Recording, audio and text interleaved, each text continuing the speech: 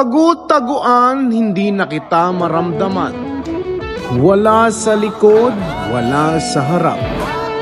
Kaya pagkabilang ko ng 3, bakit magkasama na kayo? Huwag kang magpapakabaliw sa taong hindi ka naman minahal. Sapagkat kung hindi mo pahahalagahan ang sarili mo, sino pa ang magmamahal sa'yo?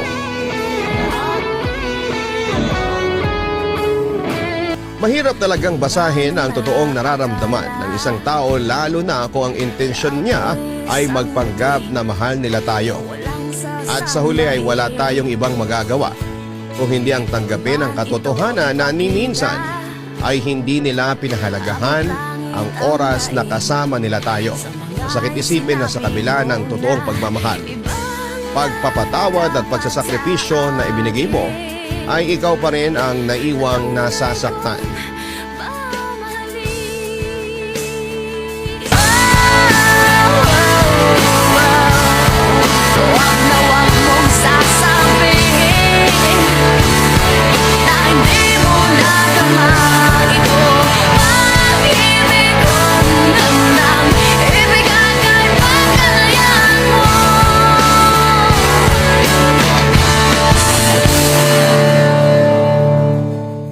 Mahirap naman kasi talaga ang magparaya, pero mahirap din ang hindi ipaglaban ang taong mahal mo.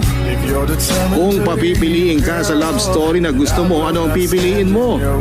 Yung taong mahal ka na kaya kang ipaglaban hanggang patayan?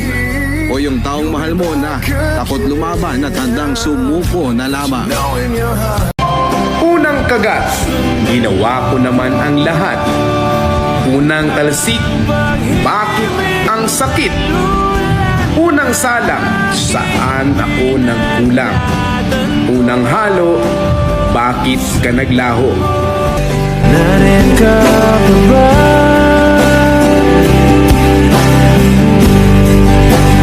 Di ka na matanaw.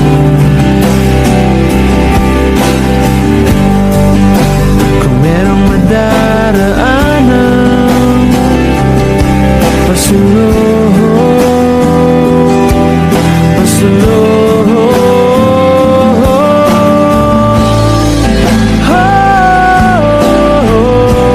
hindi ko maisip kung wala ka.